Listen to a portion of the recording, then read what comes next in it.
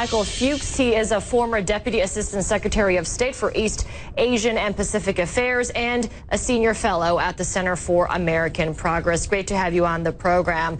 And so as we heard there in that piece, as we set this up to the interview, President Obama saying that the lifting of this arms ban is all about normalizing relations with Vietnam, but obviously the prevailing belief is that, no, this is about countering China. How far do you think Vietnam will be willing to go when it comes to this new strategic partnership with the U.S. when it comes to staving off China in the South China Sea? Well, I think that this step today is about both. It's about advancing the U.S.-Vietnam partnership, which has deepened significantly in recent years. And it's also about sending a very strong signal to China about concerns that both the United States and Vietnam have over China's worrying activities in the South China Sea. Now, again, I think that both the United States and Vietnam have very strong interests in avoiding conflict with China, and so does China.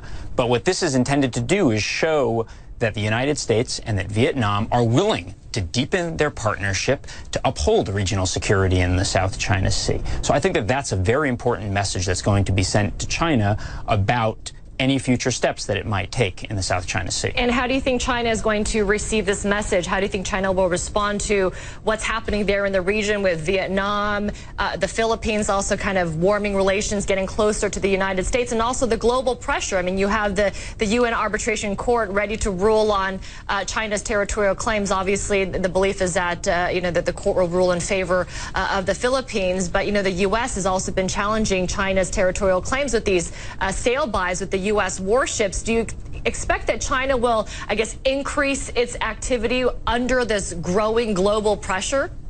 Well, I think that China, the United States, and the other actors in Asia right now all have their own strategies. And this is turning into basically a dance with increasing tensions as a result.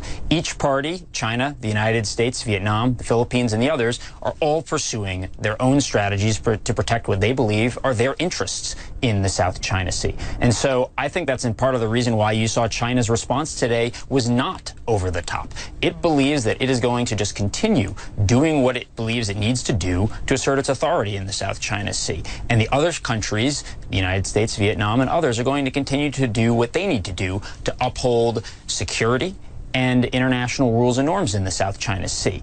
Now, of course, I think what we want to see happen increasingly is that the United States and China in particular, I think, can need to engage in some sort of a conversation about how to lower tensions and create a security framework in the South China Sea that can lower tensions, that can benefit everyone. But increasingly, we're going to see a dance like this to send signals back and forth to one another. Yeah.